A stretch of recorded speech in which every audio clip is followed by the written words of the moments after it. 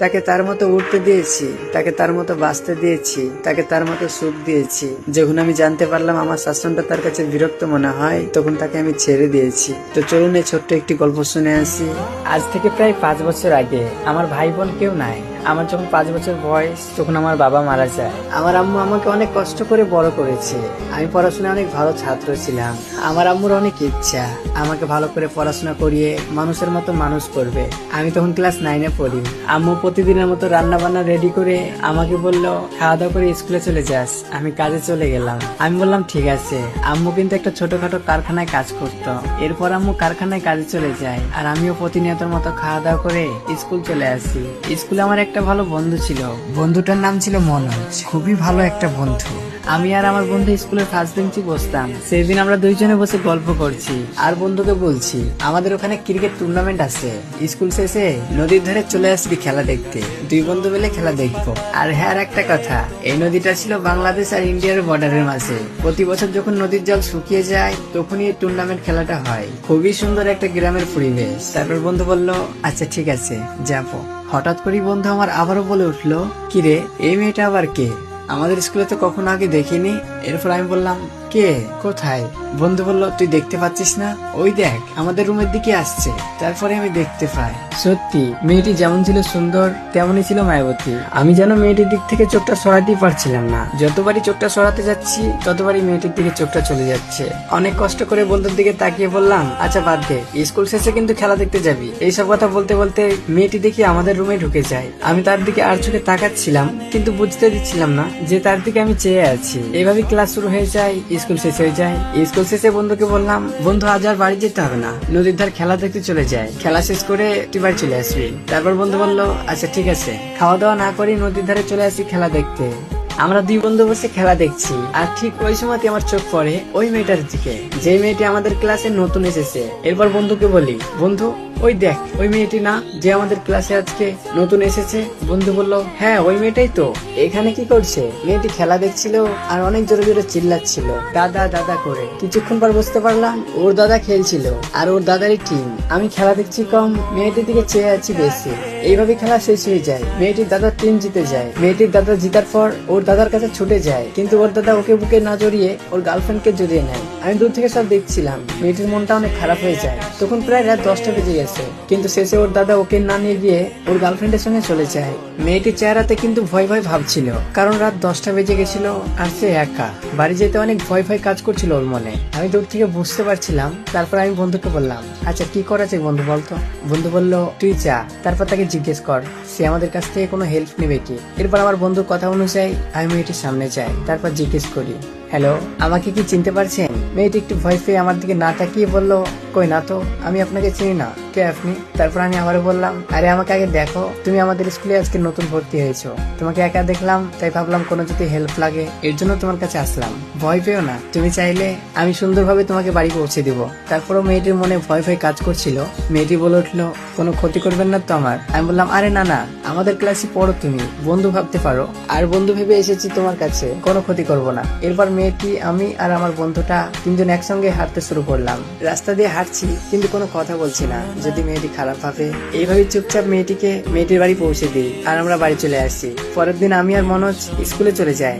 স্কুলের ফার্স্ট বেঞ্চে বসে আমি আর মনোজ গল্প করছি, আর ঠিক ওই সময়তেই দেখতে পাই আমাদের ক্লাসরুমে ঢুকছে। ঢোকা মাত্রই আমার চোখে চোখে ওর চোখ পড়ে, কিন্তু সে কিছু বললো না, তবে মুচকে মুচকে হাসলো।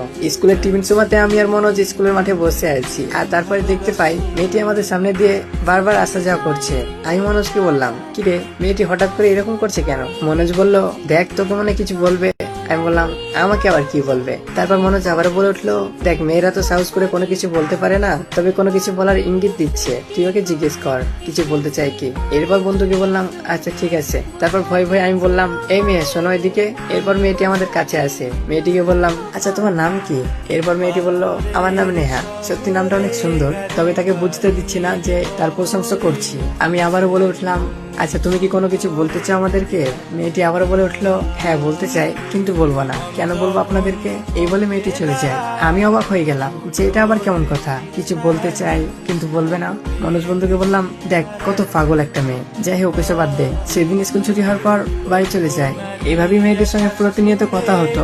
তাকে আমার ভালোও লাগতো, কিন্তু বুঝতে দিতাম না যে তাকে আমার ভালো লাগে। প্রায় 6 মাস কেটে যায়। তখন কিন্তু আমরা তিনজনই ভালো বন্ধু, মনোজ, আমি আর নেহা।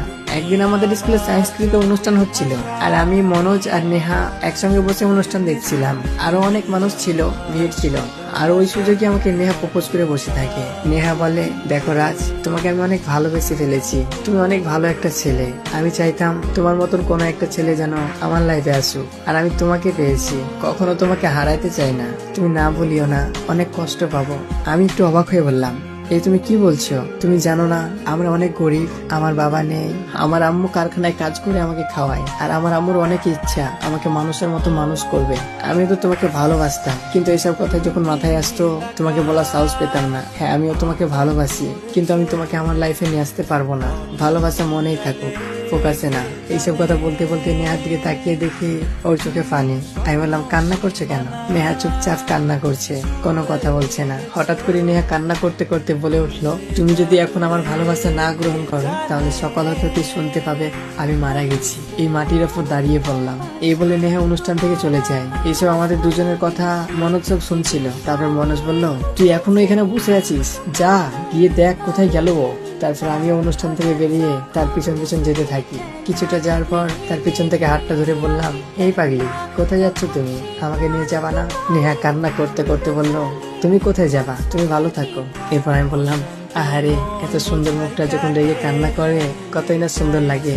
নেহা আবারও বলে উঠলো, একদম বেশি পাম দিবে না। তোমাকে আমার পিছন পিছন আসতে বলেছি? তুমি যাও, তোমার মতো থাকো, আমাকে যেতে দাও। আমি বললাম যে, কোথায় যাবা? তুমি চলে গেলে আমি কোথায় যাব? আমি যে তোমাকে ভালোবাসি, তোমার ভালোবাসা আমি গ্রহণ করলাম।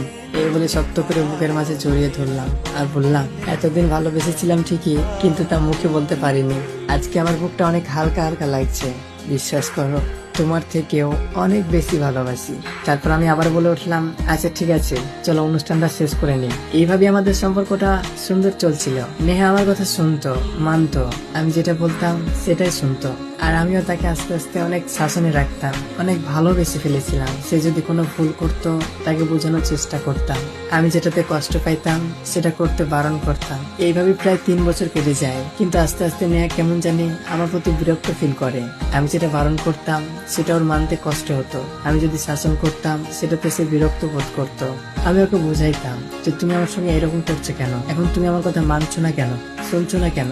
সে বলতো, তোমার প্রত্যেকটা কথা মানতে হবে, শুনতে হবে। তোমাকে ভালোবেসেছি বলে আমার কোনো স্বাধীনতা নেই? আমার ভালো খারাপ সেটা আমি নিজে ভাবতে পারবো না কেন? তোমার সব কথা অনুযায়ী চলতে হবে। এই কথা শোনার পর আমার অনেক কষ্ট হলো যে, তুমি এরকম করে বলছো কেন? আমি তো তোমার সবসময় ভালোই চাই, খারাপ তো চাই না। আমি তোমাকে ভালোবাসি বলেই তো তোমাকে শাসন করি, এটা করতে বারণ করি, ওটা করতে বারণ করি। তুমি একটু বোঝার চেষ্টা করো। কিন্তু তারপরও নেহা আমার কথা শুনতো না। এইভাবে প্রায় আরো 1 বছর কেটে যায়। তার আমার প্রতি বিরক্ত, এগুলো আমি 1 বছর বই। একদিন তার এইসব সহ্য করতে না পেরে আমি ওকে বলে উঠলাম, আচ্ছা তুমি কি চাও বলো তো? এরপরে সে বলে উঠলো, আমি তোমার কাছ থেকে মুক্তি চাই, তুমি আমাকে মুক্তি করো। আমি আর পারছি না এইভাবে তোমার সঙ্গে চলতে। আর তোমার কি আছে? আমাকে বিয়ে করলে তুমি কি খাওয়াবে? না তুমি কাজ কাম করো, না তোমার টাকা পয়সা আছে। তুমি তো আমাকে বিয়ে করে ঠিক মতো 2 বেলা খাওয়াইতে পারবা না, পড়াইতে পারবা না। তাহলে তুমি আমাকে বিয়ে করার কথা কিভাবে ভাবো? এইসব কথা তার মুখ থেকে শুনে আমার বুকটা কেঁপে উঠলো ঠিকই, পায়ের নিচ থেকে মাটি সরে গেল ঠিকই। তারপর আমি হাসতে হাসতে বললাম, নেহা, আমি বলেছিলাম না ভালোবাসা অপ্রকাশিত সুন্দর, ভালোবাসা প্রকাশে জীবন ধ্বংস। ঠিক আছে, তুমি যেহেতু আমাকে ছাড়া ভালো থাকতে চাও, মুক্তি পেতে চাও, আমি তোমাকে মুক্তি করলাম, ভালো থাকতে দিলাম। তুমি ভালো থেকো, আর কখনো তুমি আমাকে পাওয়ার আশা করিও না। এই বলে তাকে আমি মুক্তি দিলাম। আসলে আবেগের ভালোবাসা কিছু সময়ের জন্য থাকে, সেই সময়টা কেটে গেলে সেই ভালোবাসাটা নষ্ট হয়ে যায়, ধ্বংস হয়ে যায়। আবেগ আমারও ছিল, কিন্তু তাকে আস্তে আস্তে সময়ে সময়ে অনেক ভালোবেসে ফেলেছিলাম। তো যাই হোক, এই ছিল আজকের আমাদের গল্প। গল্পটা যদি একটু হলো ভালো লেগে থাকে, পেজটিকে ফলো করে আমাদের পাশে থাকবেন। আর এরকম নতুন নতুন গল্প দিতে চাইলে অবশ্যই পেজটিকে ফলো করে আমাকে নক দিবেন। আমি সবাইকে রিপ্লাই দিই। পুরো ভিডিওটা দেখার জন্য অসংখ্য ধন্যবাদ। ভালো থাকবেন।